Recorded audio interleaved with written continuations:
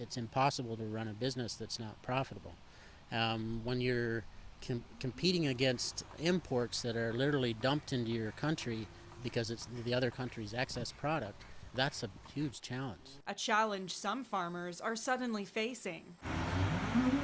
With the new United States-Mexico-Canada agreement, American dairy farmers will soon have access to up to 3.6% of the Canadian dairy market, a market that was once more or less a closed club.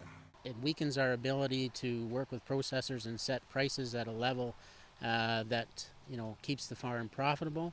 Will Vanderhorst owns a 60-cow dairy farm in Norwood, Ontario. He says some of the other challenges farmers face are environmental issues, urban growth, and having their voices heard.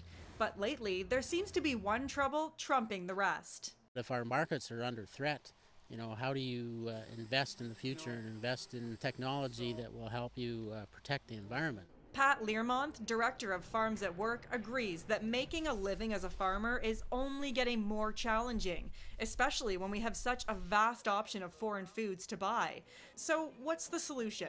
I think that as consumers, we need to adjust our thinking about food and recognize that food is not the same as buying a television from China. People have to eat 3 times a day, and it's a matter of life and death. So food is everything to people. Another hurdle for Canadian farmers is the price of farmland, which Learmonth says has skyrocketed in the last 10 years.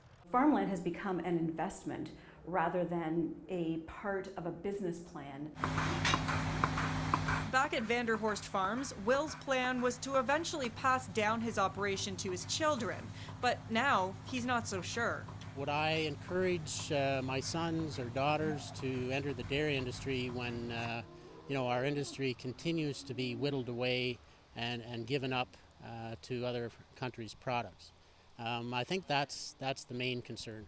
And that's a concern that could continue to grow as the demand to feed Canada's and the world's population increases. Lindsay Biscaia, Global News, Peterborough.